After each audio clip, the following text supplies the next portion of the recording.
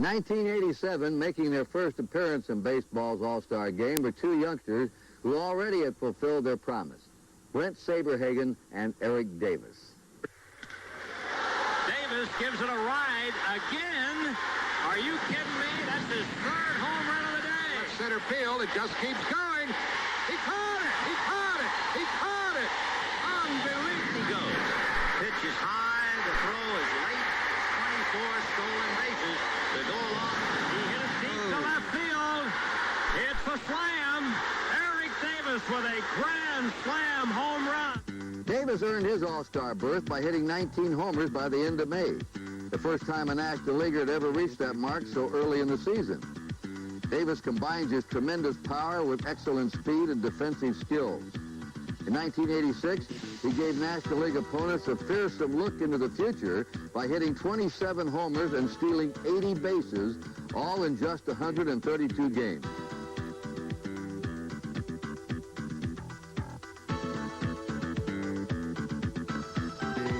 It's that rare combination of all-around ability that makes him one of the brightest young stars in the game. Saberhagen's first All-Star invite came on the heels of a terrific start in '87 when he won 12 of his first 13 and was named Pitcher of the Month for April. Even though he was the American League Cy Young Award winner in 1985, he missed the All-Star game in '86, a season in which his pitching was disappointing. But the following year, he returned to the form he showed in leading the Royals to the World Championship in 1985 when he was named World Series Most Valuable Player.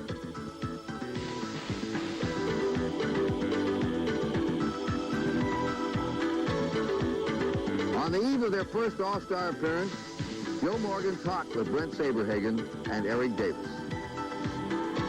We're sitting here in the Oakland Coliseum where you guys will be playing the first of many All-Star games for you, I'm sure.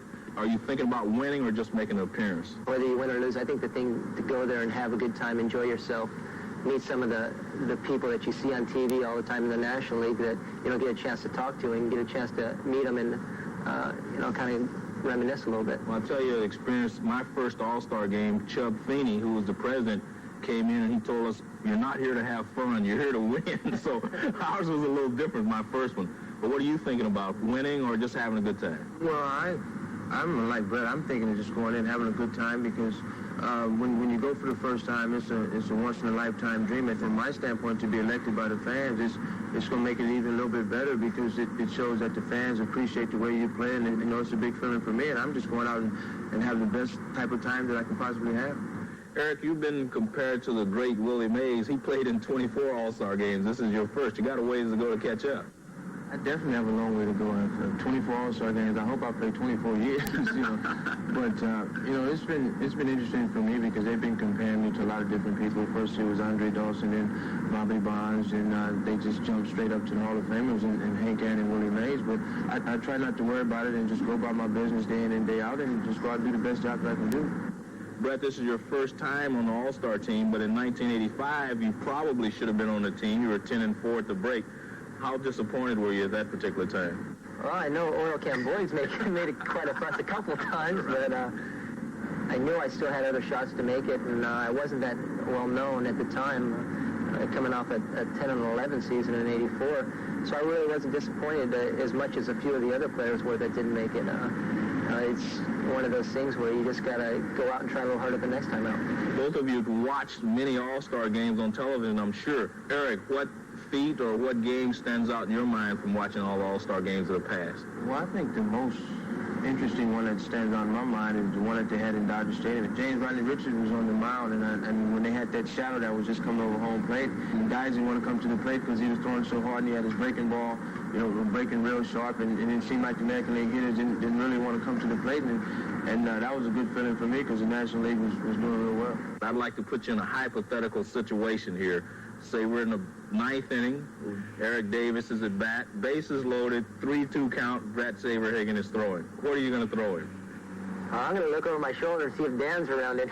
We're going to come in and put out the fire.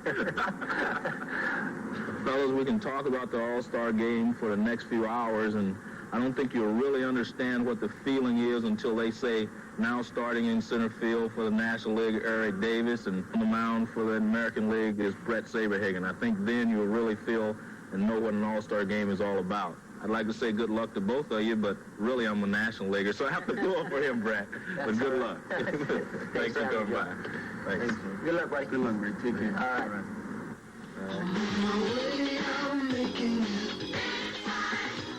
Well, I've always watched the All-Star game. I think it was a big part of the summers to get back from the beach or whatever, and